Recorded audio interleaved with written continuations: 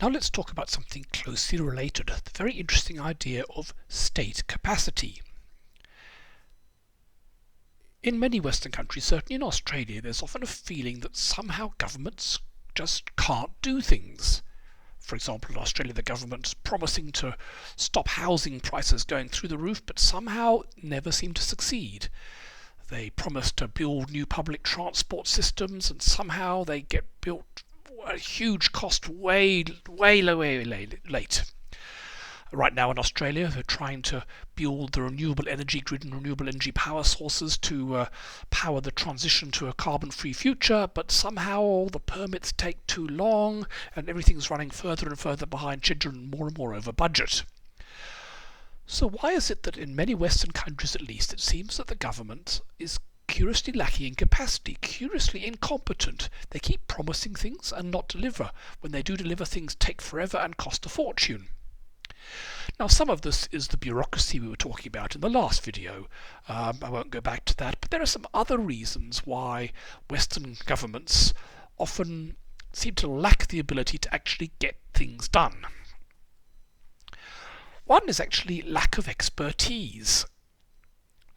Now, if you're the government of a really small country like a Pacific Island in Nauru or something like this, or you're the government of a small town, say you're the Wagga Wagga city government, then of course you're not going to have any expertise locally. If someone, say, wants to build a nuclear power plant nearby, you won't have anyone sitting on staff who's an expert on regulating nuclear power plants or nuclear plant safety. So for many small developing countries, this is a real problem. It's also a problem for many state governments, or for example, the ACT government probably has no one who's an expert on this. But for big countries like the US or UK or the Australian federal government, it should be big enough to have expertise in all these situations. But in fact, often that's not the case.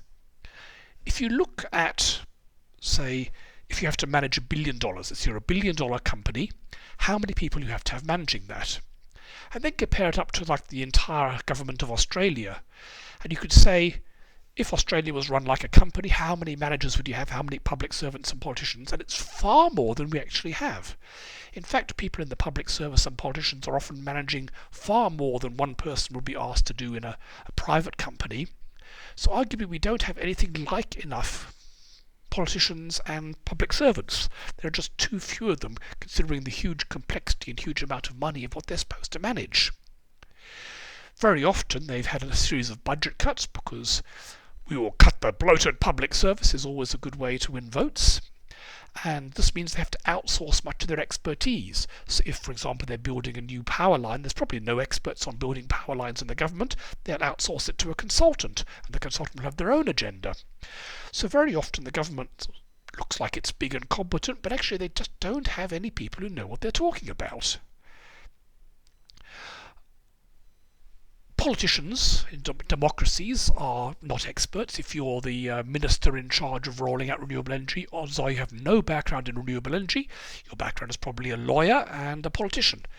And that's as it should be. Your job is to represent your constituents and do the politics. So don't expect the ministers or the members of parliament to have the expertise. There's no reason why they should. It should be the next rung down, the public servants, who do this. But very often the public servants don't have expertise. In Australia, we inherited the British system whereby public servants are supposed to be generalists. Traditionally, in the 19th century, the public servants would be classics graduates from Oxford or Cambridge who are really good at speaking Latin or Greek but might know nothing about industrial policy or trade economics or anything like that. And this has to some extent continued. The top public servants are generalists. They're supposed to be experts at everything, which means they're experts at nothing in practice. In the United States, the public servants are political appointees. Very often they are appointed by the new government, often as a favour, not because they're experts in some field.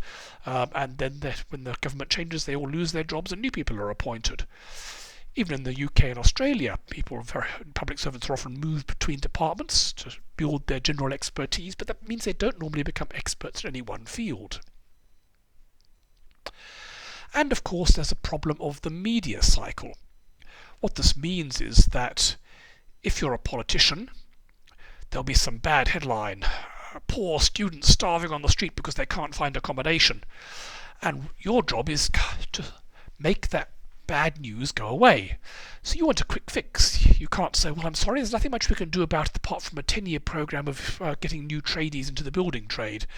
No, you normally want to do something very quickly. So you might try and come up with a band-aid solutions, like we'll give a new grant to new homeowners, or we'll put restrictions on rental, or something like that. Things that sound good in the short term, but in the long run probably make things worse. But they make the public relations problems go away. And if you get a whole steady deluge of bad news stories, your popularity can sink enormously. So every time a bad news story comes, you've got to do something about it. That's just the way politics works in these countries. But there's almost no incentives to do things that actually fix the problem, because that might take 10 or 20 years, in which case you'll no longer be in charge. Often your advisors are the so-called courtier fixers. Their job it is to flatter you, because everyone likes being flattered, and to fix these media problems. So a lot of the advisors and the top public servants are increasingly these courtier fixers whose job it is to make problems go away while stroking the egos of the politicians. They're not experts on what they're trying to do. They probably don't even care. The whole point is to make the bad news go away in the short term, and the long term can look after itself. There's no follow-up. Now, if this all seems pretty bad, it is. People often say, well, it would be far better if we had a dictatorship, an autocracy. A commonly used quote is that China has built tens of thousands of kilometers of high-speed rail in the same time that California has spent $100 billion and built nothing in the way of high-speed rail. They just spent all their time fighting bureaucracy.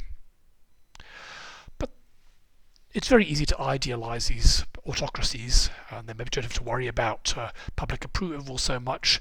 But in practice, there are many very incompetent autocracies. I mean, look at Russia or North Korea. They're both very difficult to build anything. The North Korean population can't feed itself. The Russians, despite their huge scientific background, are having great trouble with almost everything they try and build locally. Even China, often held up as the example of an efficient state. Yes, but the Chinese people living in China are the poorest Chinese people in the world. The Chinese people living in any other country around the world are much richer than the Chinese in China. And there are some very specific problems that autocracies have with doing things.